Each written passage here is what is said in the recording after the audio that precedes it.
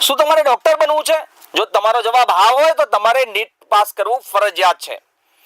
આજે અમે તમને એટલે પૂછી રહ્યા છીએ કેમ કે દેશમાં વર્ષે લેવાયેલ નીટની પરીક્ષા રદ કરી દેવામાં આવી છે. ભારતમાં એમબીબીએસ, બીડીએસ, આયુષ અને અન્ય મેડિકલ કોર્સમાં એડમિશન માટે નીટ એટલે કે national eligibility cum entrance test સૌથી મહત્વની પરીક્ષા માનવામાં આવે છે. આ પરીક્ષા એનટીએ દ્વારા વર્ષમાં એક વખત લેવામાં આવે છે.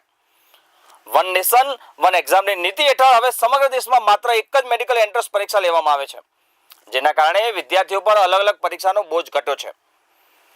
નીટની સૌથી મોટી ખાસિયતની વાત કરીએ તો નીટની સૌથી મોટી ખાસિયત એ છે કે હવે મેડિકલ કોલેજોમાં પણ પ્રવેશ માત્ર મેરિટના આધારે જ મળે છે. ડોનેશન અને મેનેજમેન્ટ કોટા જેવી પ્રથાઓ માટે મોટો પ્રહાર થયો છે, જેના કારણે સામાન્ય અને મધ્યમ વર્ગીય પરિવારોના વિદ્યાર્થીઓને સમાન તક મળી રહી છે. આ પરીક્ષાના સિલેબસની વાત કરીએ તો આ પરીક્ષાનો સિલેબસ મુખ્યત્વે એનસીઈઆરટી આધારિત હોવાથી દેશના દરેક વિદ્યાર્થી માટે એક સરખું માપદંડ નક્કી થાય છે.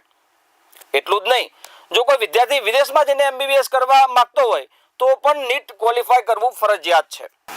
નીટ પરીક્ષાનું માળખું ખૂબ જ મહત્વપૂર્ણ માનવામાં આવે છે. આ પરીક્ષા કુલ 720 માર્ક્સની હોય છે, જેમાં ફિઝિક્સ, કેમિસ્ટ્રી અને બાયોલોજી વિષયમાંથી પ્રશ્નો પૂછવામાં આવે છે. દરેક સાચા જવાબ માટે વિદ્યાર્થીઓને +4 માર્ક આપવામાં આવે છે, જ્યારે ખોટો જવાબ આપવાથી -1 માર્કનું નેગેટિવ માર્કિંગ થાય છે. એટલે કે માત્ર જવાબ આપવો જ નહીં, પરંતુ સચોટ અને સાચો જવાબ આપવો એટલો જ જરૂરી છે.